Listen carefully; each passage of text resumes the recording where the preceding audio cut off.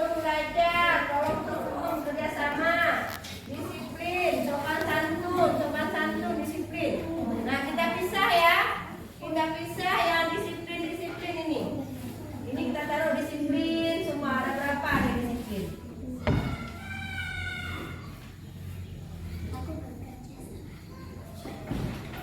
Bekerja sama.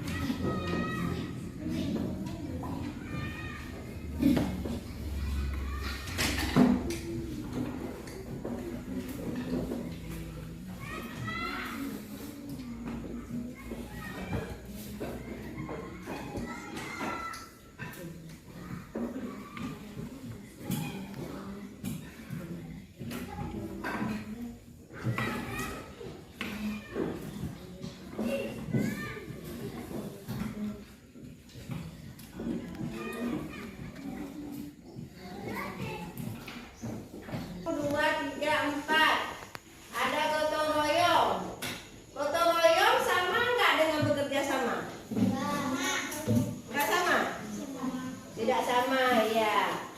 Terus berdoa sebelum belajar. Mana tadi? Berdoa sebelum belajar. Ini di sini. Ini yang dua ini nggak ada, makanya yang satu ini belum ada. Berarti ada 4 ya yang kita dapat anak ibu sepakat mengingatnya aturan kelas itu. Ada lima berdoa sebelum, ada gotong royong bekerja sama. Itu mau sama kan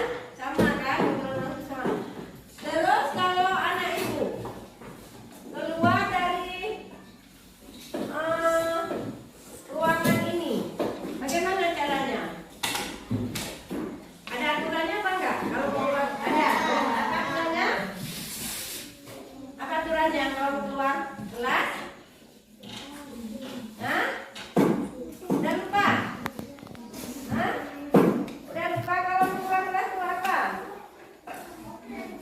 Baiklah, kalau mau keluar itu harus mengangkat tangan. Kadang udah lupa ya, bukan? Kan udah pernah aku sampaikan kalau mau keluar ruangan mengangkat tangan. Izin keluar. Kalau mau bertanya juga mengangkat tangan sebelum bertanya. Ya, jadi nanti kita tambah satu lagi. Baiklah, coba perhatikan di sini. Jadi kita sudah dapat ada 1, 2, 3, 4. Nah, anak ibu, ini adalah aturan. Aturan ini yang akan kita jadikan sebagai keyakinan kelas kita ke depannya. Kenapa kita harus membuat sebuah keyakinan kelas? Kenapa? Untuk apa? Juga berikut. Buat aturan-aturan yang anak ibu ketahui dan anak ibu tulis. Sekarang kita buat keyakinan kelas ya dari kalimat ini ya.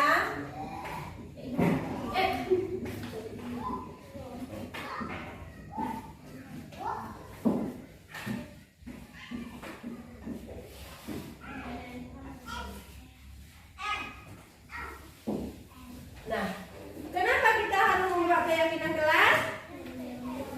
Kenapa? Iya, supaya kelas kita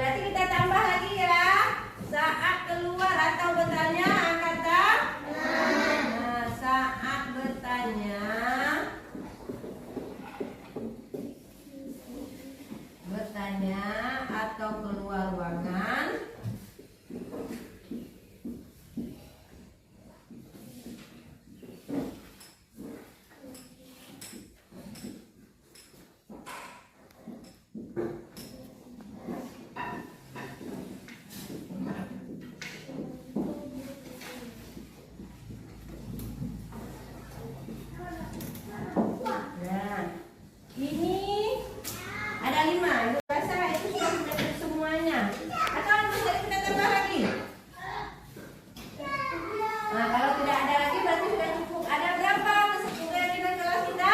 5. Ada 5. Siapa yang bisa baca? Coba baca ini. Coba baca. Yang pertama apa? Berdoa sebelum dan sesudah belajar. Bekerja sama. Kapan santun saat bertanya atau keluar ruangan mengangkat tangan. Ya, berarti kita sudah membuat keyakinan kelas pada hari ini. Tepuk tangan untuk kita semua. Semoga dengan adanya keyakinan kelas ini kita bisa belajar lebih nyaman lagi. Anak ibu bisa menerima pelajaran lebih memahaminya, dan ibu pun bisa tahu siapa-siapa saja yang benar-benar mengikuti keyakinan kelas. Jadi kedepannya kita mulailah datang ke sekolah itu kita ikut keyakinan kelas yang sudah ada. Datang ke sekolah jam berapa? Nah, jam 7. Jadi jam 7 masuk ke sekolah, kita jam 8 ya. Kelas senam atau upacara atau kegiatan literasi lainnya. Nah, anak ibu, nanti ini kan karena mau libur nih. Nah, nanti di hari Selasa, apalagi kelas 5 nih kan. Nanti kan di hari Selasa nanti kita buat literasi membaca, atau kita buat dia literasi banyak, bukan hanya membaca tapi ada juga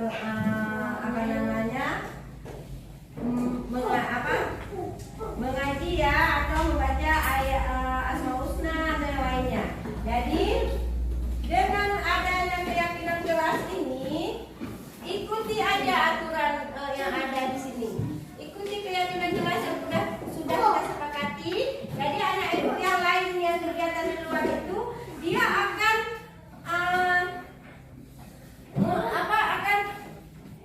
bisa sendiri. Jadi kalau sudah dalam kelas anak ibu berharap kita sudah membuat sendiri keyakinan ini. Siapa yang buat keyakinan kelas ini? Bersama. Jadi kita ikuti sama-sama, karena keyakinan kelas itu bukan hanya untuk anak ibu tapi untuk ibu juga. Jadi misalnya kita kayak biasa berdiri, jangan kalau telat datang kan gak sempat lagi berdiri di depan kelas kan, gak sempat lagi bersalaman sama ibunya.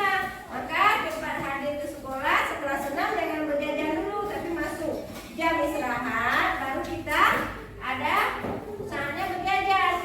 Misalnya anak ibu memang ada perlu keluar ruangan, angkat tangan. Kalau ibu sudah mengizinkan, nanti baru keluar atau bertanya. Jadi tidak, kelasnya menjadi nyaman. Kalau kelasnya nyaman, kita belajarnya akan lebih enak dan menyenangkan ya. Nah, untuk hari ini ibu rasa sudah paham ya anak ibu ya, bahwa keyakinan kelas ini kita ikuti bersama ya. Nah, jadi kita sudah selesai membuat keyakinan kelas, nanti akan ibu buat di karton, ibu tempel di kelas. Jadi supaya kita bisa baca selalu ya. Jadi kita akhiri hari ini. Assalamualaikum warahmatullahi wabarakatuh. Waalaikumsalam warahmatullahi wabarakatuh. Waalaikumsalam warahmatullahi wabarakatuh. Waalaikumsalam warahmatullahi wabarakatuh. Puji syukur mari sama-sama kita panjatkan kehadirat Ilahi Rabbi, yang mana di pagi yang berbahagia ini kita masih diberi kudrat dan irada sehingga kita dapat berkumpul di ruangan yang sangat sederhana ini. Salawat beriring salam mari pula kita haturkan kehadiran bagi Nabi besar Muhammad sallallahu alaihi wasallam yang telah menarik umat manusia dari alam kejahilan ke alam yang penuh dengan ilmu pengetahuan.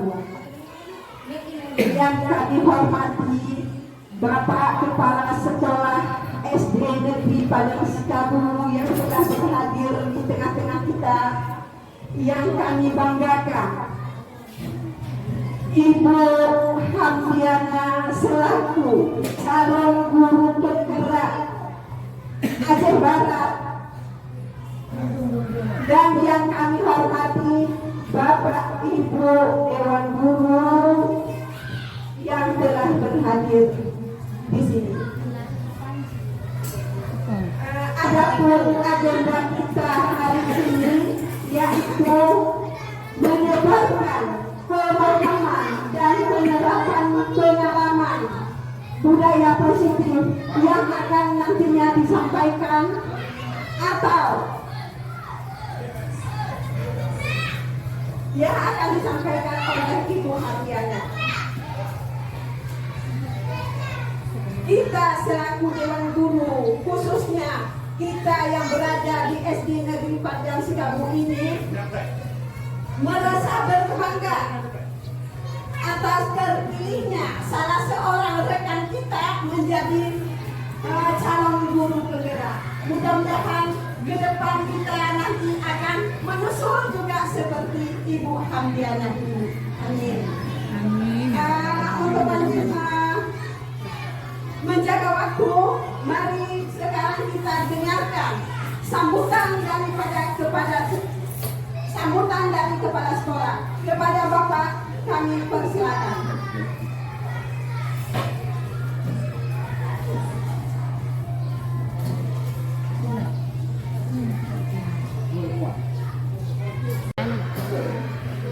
Pertama-tama mari sama-sama kita mengucapkan syukur dari Allah Subhanahu wa Ta'ala yang mana Allah telah memberi kita umur panjang, sehat badan, dan kita dapat berkumpul di ruangan yang sangat sederhana ini. Selawat beserta salam mari sama-sama kita hadiahkan faktor alam Nabi besar Muhammad Sallallahu Alaihi Wasallam yang telah membawa umatnya dari alam yang mulia kepada alam yang penuh ilmu pengetahuan seperti yang kita rasakan pada hari yang berbahagia ini. Yang saya hormati kepada ibu-ibu Dewan Guru SD Negeri Padang Sikabu yang sudah bersedia hadir di ruangan yang sederhana ini, yang teristimewa kepada Ibu Hamdiana SPD, calon guru penggerak angkatan 10 SD Negeri Padang Sikabu, Kabupaten Aceh Barat. Pada hari ini kita ikut berpartisipasi dalam kegiatan penyebaran pemahaman dan penerapan pengalaman budaya positif yang dipaparkan oleh calon guru penggerak kita, yaitu Ibu Hamdiana. Semoga kegiatan ini berjalan dengan lancar dan mudah. Setelah kegiatan ini, ibu-ibu guru semuanya bisa mengadopsi ilmu yang disampaikan oleh ibu kita Ibu Hamdiana, dan kedepannya kita bisa mengubah sekolah ini menjadi ke arah yang lebih baik. Jadi harapan saya mudah-mudahan kedepannya guru-guru yang ada di SD Negeri Padang Sikabu ini bisa mengikuti juga Ibu Hamdiana, sehingga sekolah kita ke depan ini bisa berubah seperti yang kita harapkan. Jadi dengan adanya Ibu Hamdiana ini kita bisa belajar lebih jauh, supaya sehingga guru-guru ke depan ini, guru penggerak, kalau guru penggerak ke depannya, guru dan lain ada minatnya lebih tinggi. Jadi saya sampaikan kepada Ibu Hamdiana, selamat. Semoga Ibu menjadi guru yang baik ke depannya, bisa memberi motivasi kepada kami semua. Jadi saya akhiri bila itu berada. Wassalamualaikum warahmatullahi wabarakatuh. Seperti Bapak katakan tadi, walaupun Ibu Hamdiana ini sebagai CGD, apabila seorang didik beliau tidak bisa bergerak juga sekolah kita. Mari di sini sama-sama kita abadikan sekolah kita ini menjadi sekolah yang berubah. Selanjutnya, mari kita dengarkan paparan dari Ibu Handiana selaku guru calon penggerak angkatan ke-10. Kepada Ibu kami persilakan.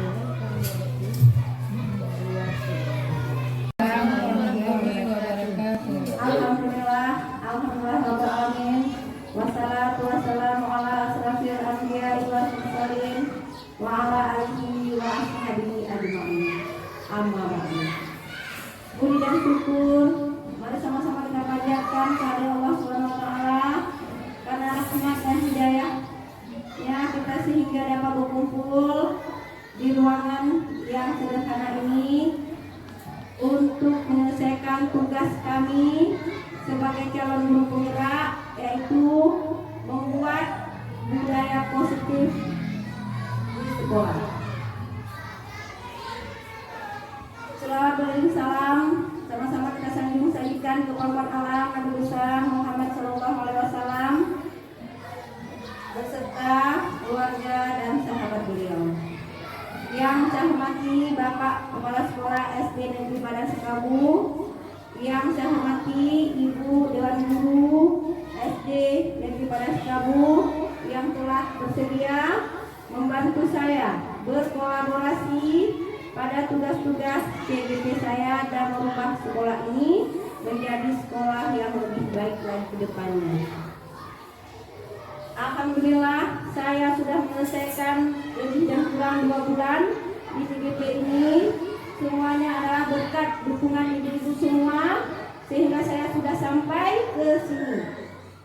Nah, ibu-ibu, kita semua sudah mengetahui bahwa tokoh pendidikan kita, Ki Hajar Dewantara, menginginkan pendidikan di Indonesia ini pendidikan yang istilahnya menuntun, mengayomi, mengerti kebutuhan siswa. Jadi yang dikatakan merdeka belajar itu adalah kita mendidik siswa kita itu sesuai dengan kodrat yang dimiliki oleh siswa. Nah, di dalam kita mendidik anak-anak kita semua, kita membutuhkan suatu sikap, suatu kebiasaan yang kita buat di sekolah supaya terwujudnya pendidikan kita sesuai dengan profil pelajar Pancasila. Ibu-ibu semua, kita sudah memulai tahun ini adalah tahun pertama. Kita mulainya dari kelas 1 dengan kelas 4. Nah, di tahun ini kita sudah mulai memahami bahwa kita sudah menerapkan pendidikan kita yang mengikuti karakter profil pelajar Pancasila, di mana siswa kita harapkan berkarakter, berakhlak mulia, bergotong royong, dan kita juga sudah memulai mengidentifikasi kebutuhan siswa.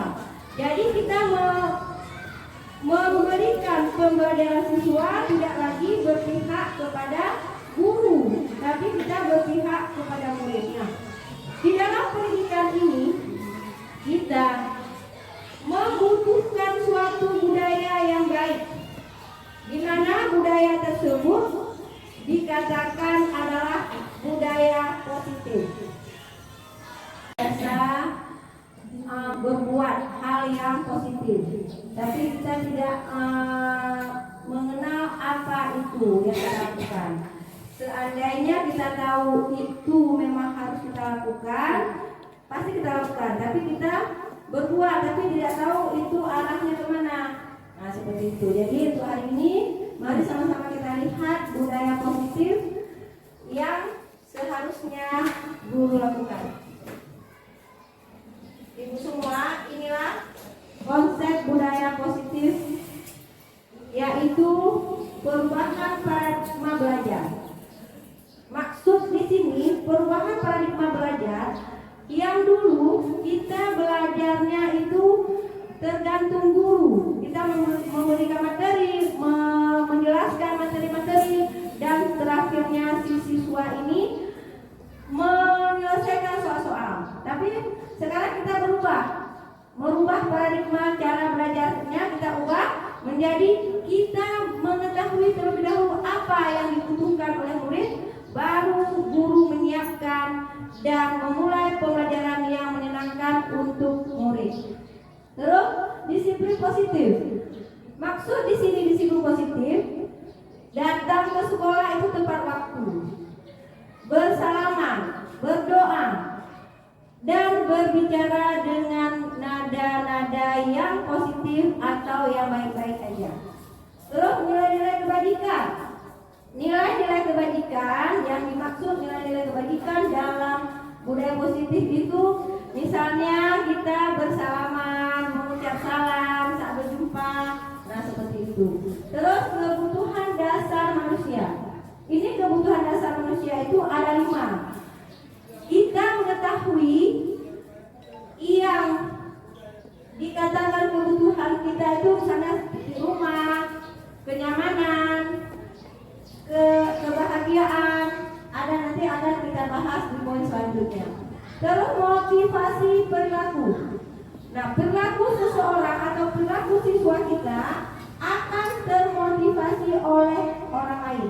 Jadi ini kita yang menunjukkan perilaku yang seharusnya dilakukan oleh seorang manusia. Maka seorang guru kita menunjukkan perilaku yang positif, membiasakan diri kita berbudaya positif. Terus ada keyakinan kelas. Keyakinan kelas, yang dimaksud keyakinan kelas ini kesepakatan. Kalau dulu kita mengatakannya peraturan kelas, tapi sekarang kita ubah, kita ganti dengan keyakinan kelas. Ini kelas yang satu tidak harus sama dengan keyakinan kelas yang lain. Di dalam keyakinan kelas ini kita bersepakati dengan siswa kita di dalam kelas apa yang seharusnya kita sepakati bersama, itulah yang akan kita terapkan. Nah, nanti akan kita bahas di sesi berikutnya. Terus ada segitiga restitusi. Ini adalah segitiga restitusi, ini kontrol kita dengan kita juga, ini nanti akan kita pelajari bersama. Kita lihat pembelajaran dengan paradigma baru. Pembelajaran dengan paradigma baru merupakan pembelajaran yang dirancang berdasarkan prinsip pembelajaran yang berdiferensi, sehingga para peserta didik belajar sesuai dengan kebutuhannya. Tahap perkembangan sesuai teoritis psikologi modern untuk menunjukkan profil pelajar Pancasila. Nah, itu semua. Ini ada profil pelajar Pancasila. Tentu kita sudah pernah membahasnya pada IKM yang sudah lewat. Nah, kita lihat di sini ada beriman bertakwa kepada Tuhan Yang Maha Esa, berakhlak mulia. Terus ada berkebinekaan global, mandiri, gotong royong, bernalar kritis dan kreatif. Inilah siswa-siswa yang kita harapkan ke depannya dan kita wujudkan bersama. Nah, itu semua ini adalah miskonsepsi tentang teori kontrol. Ibu, ini adalah ilusi mengontrol murid. Terus ada ilusi bahwa penguatan positif, efektif dan bermanfaat. Terus ada ilusi bahwa kritik dan membuat rasa bersalah mampu menguatkan karakter. Terus ada ilmu bahwa orang dewasa berhak memaksa. Nah, Ibu, di sini ada nama adalah penghukum. Penghukum, mungkin kalau dulu kita sudah pernah mendengarnya. Penghukum kita, jika seorang siswa itu melakukan sebuah kesalahan, maka kita buat seperti sebuah hukuman.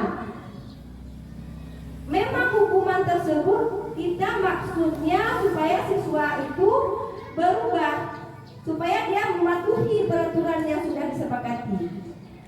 Namun ada sisi yang tidak menyenangkan untuk siswa, karena kita membuat dia itu tidak ada pilihan lain. Jadi kita menghukum dia, misalnya dia tidak buat tugas, terus kita tambah lagi tugas berkali lipat atau mengelilingi lapangan. Nah, ada yang namanya teman. Nah, teman kita berteman, kita menanyakan, membicarakan dengan siswa tersebut, kenapa dia melakukan kesalahan tersebut. Nah, Ibu, ada namanya pembuat rasa bersalah. Dengan kalimat yang kita ucapkan, dia, seorang siswa itu merasa dia bersalah telah berbuat hal seperti itu. Terus ada namanya manajer. Manajer itu kita yang menentukan, kita yang mengarahkan siswa itu melakukan hal lain. Terus ada, tapi dia hanya memantau apa yang bisa kamu lakukan untuk menebus kesalahan yang telah kamu perbuat. Nah, seperti itu. Terus ada syarat. Nah, kita lah seorang guru yang mengubah paradigma stimulus respon ke pendekatan teori kontrol. Nah, dari paradigma yang sudah lama kita respon ke pendekatan teori kontrol. Misalnya di stimulus respon realisasi kebutuhan kita itu kita sama. Kalau di teori kontrol realisasi kebutuhan kita berbeda. Di stimulus respon semua orang melihat hal yang sama. Di teori kontrol setiap orang memiliki gambaran yang berbeda. Pada stimulus respon kita mencoba mengubah orang agar berpandangan sama dengan kita. Nah, di teori kontrol kita berusaha memahami pandangan orang lain tentang dunia. Di stimulus respon perilaku buruk dilihat sebagai suatu kesalahan. Pada teori kontrol, semua perilaku memiliki tujuan. Pada stimulus respon, orang lain bisa mengontrol saya. Pada teori kontrol hanya Anda yang bisa mengontrol diri Anda. Pada stimulus respon, saya bisa mengontrol orang lain. Pada teori kontrol, Anda tidak bisa mengontrol orang lain. Pada stimulus respon, pemaksaan ada pada saat bujukan gagal. Pada teori kontrol, kolaborasi dan konsensus menciptakan pilihan-pilihan baru. Pada stimulus respon, model berpikir menang kalah. Pada teori kontrol, model berpikir tentu berbeda dan jauh sekali perbedaannya antara stimulus respon dengan teori kontrol. Sampai sejauh ini, adakah ibu-ibu yang bisa menjelaskan bagaimana kita cerna tentang stimulus respon kita bandingkan dengan teori kontrol? Bagaimana Ibu? Ada yang bisa menjelaskan?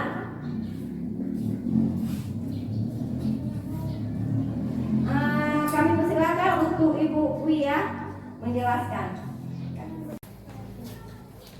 Ibu-ibu semua, inilah paparan mengubah paradigma stimulus respon ke pendekatan teori kontrol. Nah, dari dua paparan ini tentu kita lihat bersama bahwa adanya perbedaan antara stimulus respon dan teori kontrol. Di sini jauh berubah perbedaannya, Bu ya. Nah, setelah ibu-ibu lihat pemaparan ini, adakah ibu-ibu yang mau menjelaskan kepada Ibu Afrina? Kami persilakan.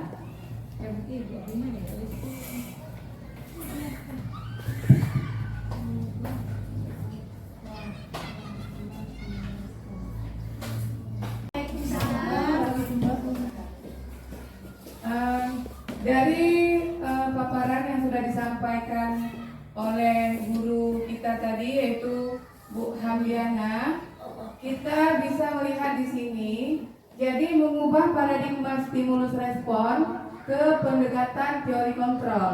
Jadi di sini kita bisa melihat ada perbedaan di antara stimulus respon dan stimulus respon dengan teori kontrol. Yang pertama, kita lihat di realita atau kebutuhan. Kalau di stimulus respon, kita kebutuhannya sama.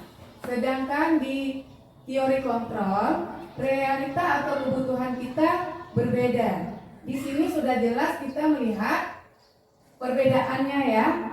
Stimulus respon dengan teori kontrol. Yang kedua, semua orang bisa melihat hal yang sama di stimulus respon.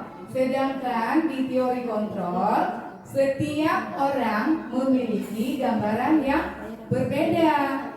Disinilah yang membedakan stimulus respon dengan teori kontrol.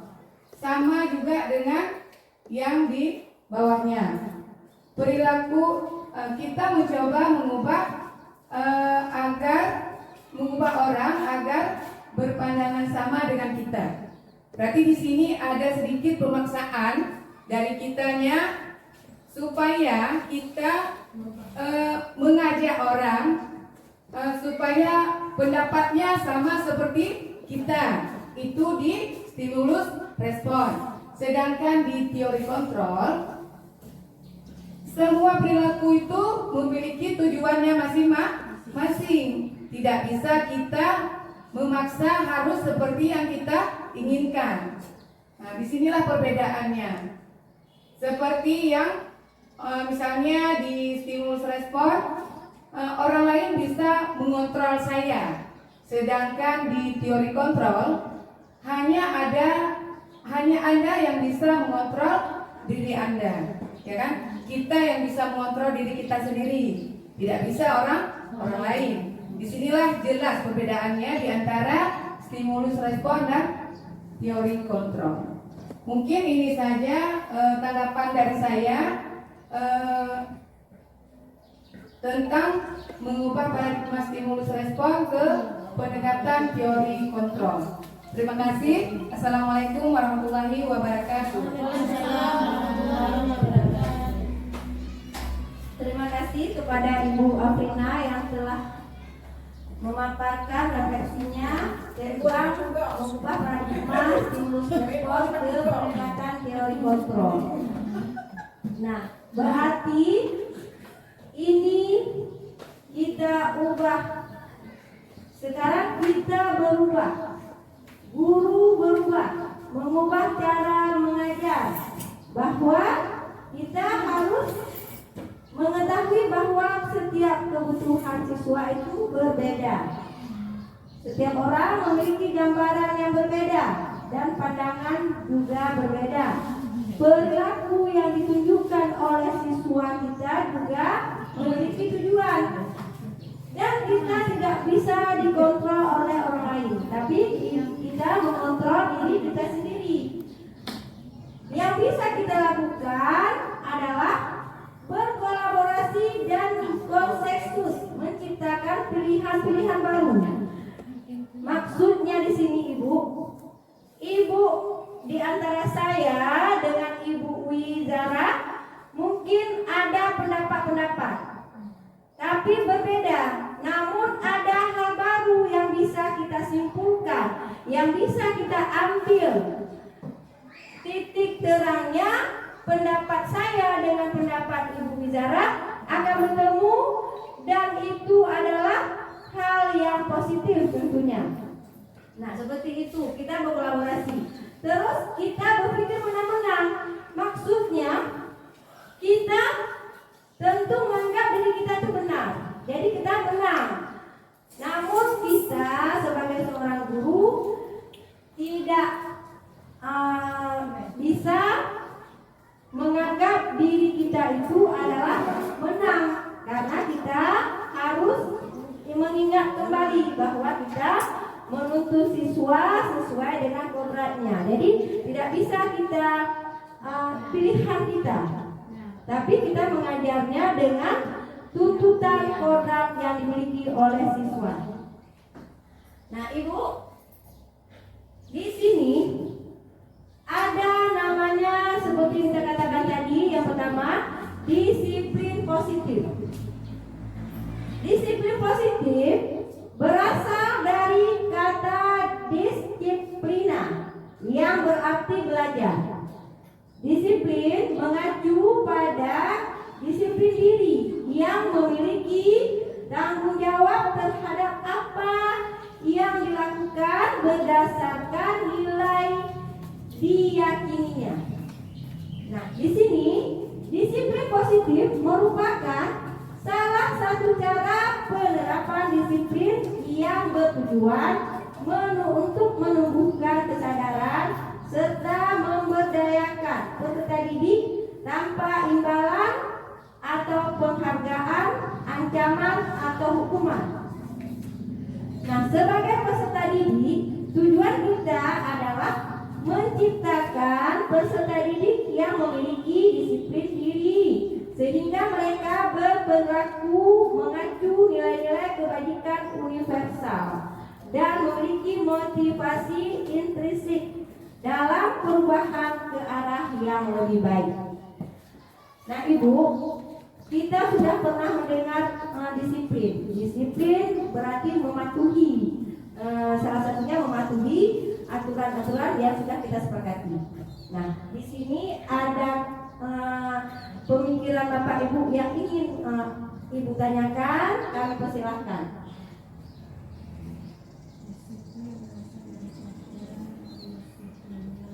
Ada di depan bahwa disiplin berasal dari kata, terus kita ambil disiplin positif. Merupakan salah satu cara penerapan disiplin bertujuan untuk menumbuhkan kesadaran serta memberdayakan peserta didik tanpa imbalan atau penghargaan. Kita menerapkan disiplin, tapi anak kita itu berubah, berdisiplin positif. Kita tidak memberikan mereka suatu penghargaan. Kan ada kita. Misalnya anak-anak Ibu, ini siapa yang cepat menyelesaikan menulis, siapa yang cepat menyelesaikan tugas, nanti akan Ibu berikan permen seperti itu. Jadi hal seperti itu akan mengubah karakternya. Jadi dia berharap sesuatu, berharap mendapatkan suatu penghargaan, bukan munculnya kedisiplinan itu berdasarkan keyakinan dirinya. Maka kita sekarang mari menumbuhkan kesadaran kepada peserta didik kita yang mereka itu berdisiplin. Tidak kita beri hukuman tanpa menekan dia, tapi dia tetap dalam keadaan bahagia, namun dia bisa berdisiplin sesuai dengan yang kita sepakati, disiplin positif.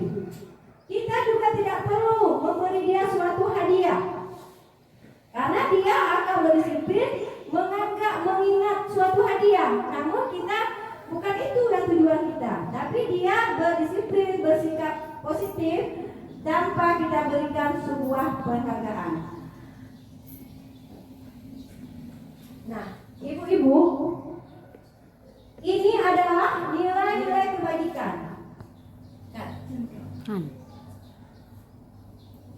Nilai yang disepakati bersama, lepas dari suku bangsa, agama, bahasa maupun latar belakang. Nah, Ibu, nilai yang disepakati bersama berarti kita tidak melihat dia suku apa, dia agama apa, bahasanya bagaimana, latar belakangnya bagaimana, tapi kita menciptakan nilai-nilai kebajikan tersebut untuk kita sepakati bersama. Ini saya ambil 3 contoh nilai kebajikan dari sebuah institusi atau organisasi. Yang pertama yaitu profil pelajar Pancasila dan beriman bertakwa pada Tuhan Yang Maha Esa, berakhlak mulia, berkebinekaan global, gotong royong, mandiri, kreatif, dan bernalar kritis. Yang kedua, Ibo Primo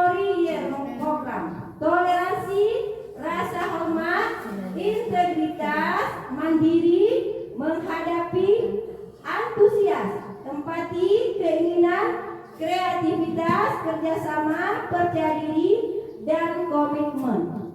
Di dalam keterampilan hidup atau life skill dapat dipercaya lurus, hati pendengar yang aktif, tidak merendahkan orang lain, dan memberikan yang terbaik dari diri. Nah, Ibu, di sini adalah nilai-nilai kebajikan yang bisa kita sepakati bersama. Nah, pada nilai kebajikan ini saya sudah memaparkan dan saya ingin teman untuk merefleksi nilai kebajikan tersebut. Dalam hal ini saya persilahkan kepada Ibu Izara. Dari paparan yang telah disampaikan oleh rekan kita ini bahwa tentang nilai-nilai kebajikan ini mengarah ke profil Pancasila yang akan kita kembangkan, yaitu di kurikulum Merdeka. Mungkin ini tanggapan, lebih kurang kami mohon maaf. Assalamualaikum warahmatullahi wabarakatuh. Assalamualaikum warahmatullahi wabarakatuh. Terima kasih kepada pos 5 posisi kontrol yang harus dimiliki oleh guru. Ini adalah sebagai penghukum. Pada saat siswa melakukan sebuah kesalahan, kita memanggil dia. Tapi pada saat kita berbicara, misalnya, kenapa kamu Amir telah datang ke sekolah, terus ini kamu harus lari keliling lapangan. Itu adalah posisi penghukum, terus membuat rasa bersalah. Dari kita yang bicarakan ini, kita merasa dia itu kita buat dia, si murid ini merasa bersalah. Nah, ada lagi sebagai teman. Nah, dalam hal pemecahan masalah yang dia lakukan, kita bisa mengajak dia sebagai teman. Terus ada sebagai pemantau dan sebagai manajer. Sebagai manajer, pemantaunya hanya melihat kesalahan yang dia lakukan, terus kita pantau, namun kita tidak mengatakan apa-apa, seperti itu. Terus sebagai manajer kita menghukum. Misalnya ada seorang siswa melakukan sebuah kesalahan, merusak barang temannya. Kita yang mengatur, katakanlah kita panggil si Ramadan untuk membuat sebuah kesalahan dengan si Keisha. Jadi Ramadan ini merusak buku si Keisha. Terus kita menanyakan kepada si Ramadan, kenapa kamu lakukan hal seperti itu? Terus dia karena sudah diejek dan sebagainya. Namun kita juga beritakan, ini kamu harus menggantikan buku si Keisha tadi. Itu contoh sebagai manajer. Terus ada contoh penerapan 5 posisi kontrol guru. Di sini contohnya hormat pada bendera selama 1 jam. Terus ada contoh kedua, berapa kali ibu harus memberitahu kamu selalu saja mengecewakan ibu. Nah, ini posisi kontrol yang kita lakukan.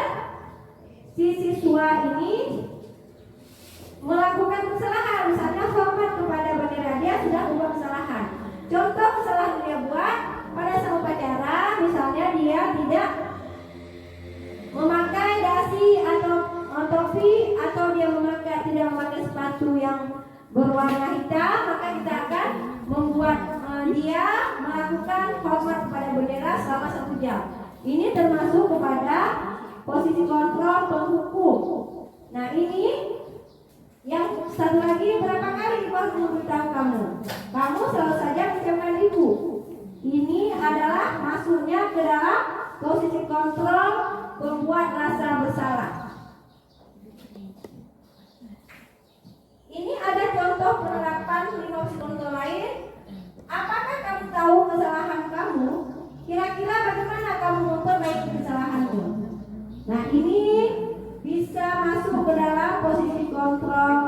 sebagai teman. Jadi kita menanyakan pendapat anak-anak, bagaimana kamu memperbaiki kesalahan yang kamu lakukan. Terus, kenapa kamu tidak menyelesaikan tugas pekerjaan rumah? Nah ini, kalau kita tanya seperti ini, kira-kira Ibu, ini di mana letak posisi kontrolnya? Baik, kenapa kamu tidak menyelesaikan tugas pekerjaan rumah? Ini bisa kepada pemantau, ya kita pantau, tapi kita tidak memberikan, tidak ada kalimat menyelesaikan. Cuma kita memantau, kenapa kamu tidak melakukan menyelesaikan tugas pekerjaan rumah? Nah, ini posisi kita sebagai guru. Coba ibu-ibu semua, coba perhatikan posisi kontrol apakah aku? Saya kecewa sekali dengan kamu. Kamu tidak benar-benar melakukannya. Apa rencanamu untuk menyelesaikan masalah ini? Ayo lakukan dengan ibu. Nah ini posisi kontrol apakah aku? Yang kita tanyakan ke siswa, posisi kontrolnya di mana? Apakah di penghukum atau pembuat rasa bersalah, atau sebagai teman, atau pemantau, ataupun di manajer? Ini bisa kita cerna. Terus, menerapkan budaya positif. Hal yang pertama kita lakukan yaitu membuat keyakinan kelas. Kalau dulu kita menyebutnya peraturan kelas, dan mungkin kita tidak menulis peraturan kelas. Namun saat awal pembelajaran kita lakukan peraturan di kelas kita sebutkan, kita ucapkan. Namun kadang-kadang yang kita lakukan di kelas itu kita sendiri yang menyebut peraturan, guru yang menyebut. Sedangkan siswa membaca dan mengikuti. Nah untuk kedepannya semoga kita bisa berubah kepada keyakinan kelas. Hari ini kita lakukan berkolaborasi dengan siswa, dan yang kita buat untuk keyakinan kelas ini bukan yang kita mau, tapi kita mendengarkan apa yang diucapkan oleh siswa. Dan saya kemarin sudah membuat keyakinan kelas di kelas 1. Nah di sini mengapa keyakinan kelas? Mengapa bukan peraturan kelas? Kita dulu hanya mengenal peraturan sekolah. Jadi kita membuat peraturan. Guru sebelumnya rapat sesama dewan guru membuat peraturan jam 7.30 siswa berada di lapangan sekolah. Jam 8 siswa berada di kelas. Kita yang buat peraturan bersama guru lain. Tapi kalau keyakinan kelas kita buat bersama siswa, kita lakukan. Nah, kami kemarin melakukan pembuatan keyakinan kelas. Ini ada, kami sepakati bersama, nanti ada videonya Ibu. Ini ada kesepakatan kelas 1B. Disiplin, berdoa sebelum dan sesudah belajar, angkat tangan sebelum bertanya, menjaga kebersihan, bekerja sama sesama teman. Nah Ibu, keyakinan kelas ini tidak perlu terlalu banyak. Tapi yang kita sepakati, siswa, mungkin kalau siswa kami kan kelas 1 nih, cuma kata-kata seperti itu yang dia ucapkan. Kalau di kelas lain mungkin kelas 5, kelas 4 nanti sudah banyak lagi kata. Tapi kita sepakati, guru sepakati bersama siswa lain, ini yang cocoknya apa? Misalnya kita ada kalimat bekerja sama dengan teman. Bu yang buka PR nonton, bu yang gotong royong, bu mungkin itu semua kita ubah kata-kata yang lebih konkret, lebih sedikit. Jadi sedikit yang kita lakukan tapi bermakna yang akan kita terapkan. Nah, Ibu, ini marilah kita untuk hal saya harapkan dari paparan keyakinan kelas, setelah libur nanti mari kita masuk di ajaran baru. Hal yang pertama mungkin hari-hari kedua atau ketiga, karena hari pertama masih sosialisasi. Bukan mengapa keyakinan kelas bukan peraturan kelas. Karena kalau peraturan itu berarti sifatnya baku. Sedangkan ini keyakinan kelas ini kita ambil dari aturan-aturan yang sudah kita pernah sampaikan ke anak-anak dan si anak tersebut yang mengucapkannya. Jadi dijadikanlah sebuah keyakinan kelas. Coba tolong coba ini ada dalam pembentukan keyakinan kelas. Nah, pembentukan keyakinan kelas bersifat abstrak, berupa pernyataan universal dibuat dalam pernyataan positif, sedikit saja agar mudah diingat, sesuai dengan kondisi kelas dan sekolah, sehingga mudah diterapkan. Semua warga sekolah telah dilibatkan sama membuat keyakinan kelas. Nah, Ibu, saat kita buat keyakinan kelas itu, kita libatkan siswa yang kelas 1 dengan wali kelas 1, namun kita yang mengukakan kata kalimatnya atau aturan yang kita ucapkan, tapi siswa yang atau murid yang mengucapkannya untuk membuat sebuah keyakinan kelas. Nah, Ibu, untuk membuat sebuah keyakinan kelas pertama kita beri, misalnya kita bisa mendengarkan aturan-aturan yang diucapkan oleh siswa, terus kita ambil kalimat tersebut, mana kita bilang apa yang mana menjadi kalimat positif dan yang mana menjadi kalimat negatif. Atau ada 1-2 anak itu sama pendapatnya, jadi kita buat juga bagaimana kita buat juga, kita minta kepada anak-anak pendapatnya. Bagusnya kan Ibu kita buat semacam kertas atau pop-it, namanya ada dijual nih, ada contohnya ya Bu, contoh kertas ini. Nanti kita minta pada anak-anak untuk menuliskannya, terus ada memang 1-2 sama, tapi kita ambil yang katanya tuh seragam, misalnya disiplin ya, kita ambil disiplin seperti itu. Terus kita tentukan yang mana yang menjadi kalimat positif dan menjadi kalimat negatif, kita sampaikan kepada anak-anak. Nah, setelah itu kita bermusyawarah lagi pada anak-anak, yang mana yang bisa kita ambil untuk kita jadikan sebuah keyakinan kelas. Jadi nanti bisa kita belajar bersama dalam membuat sebuah keyakinan kelas. Tujuannya ini supaya kita, anak didik kita ini bisa lebih lagi nyaman belajar. Dengan adanya kita membuat keyakinan kelas, kita juga bisa menilai mereka, mengidentifikasi mereka, apa yang mereka butuhkan untuk kita ajarkan. Nah, Ibu, inilah yang bisa saya sampaikan dalam budaya positif di sekolah kita. Kita semuanya bergerak. Di yang pertama sekali nanti ada program literasi yang saya rencanakan akan kita buat di hari Selasa dan hari Kamis, karena pada hari itu tidak ada kegiatan yang lain. Kalau hari Jumat dengan Rabu sudah pengajian, ya seperti itu. Jadi sebelum senam di hari Selasa nanti ada literasi supaya anak-anak kita gemar membaca dan bisa mendengar bercerita-cerita, mereka juga bisa membuat sebuah cerita. Itu adalah salah satu yang bisa kita, yang salah satu yang saya programkan nanti ke depannya. Mudah-mudahan kita semua bisa berkolaborasi, bisa membuat bersama. Terus ada lagi bersalaman.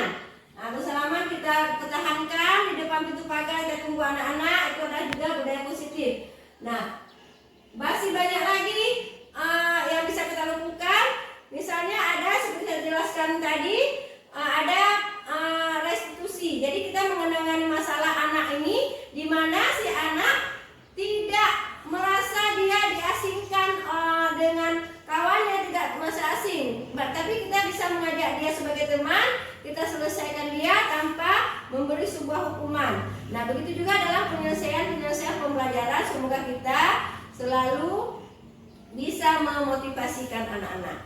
Dengan adanya budaya positif ini, semoga kita bisa mewujudkan profil pelajar Pancasila. Nah, saya sangat berharap untuk kedepannya Ibu bisa membantu saya dan kita membangun sekolah ini menjadi sekolah yang unggul, yang terus menuju ke atas, dan kita bisa mencerdaskan anak-anak bangsa di SD Padang Sikabu ini. Nah, sekian yang bisa saya sampaikan. Saya akhiri. Assalamualaikum warahmatullahi wabarakatuh. Terima kasih.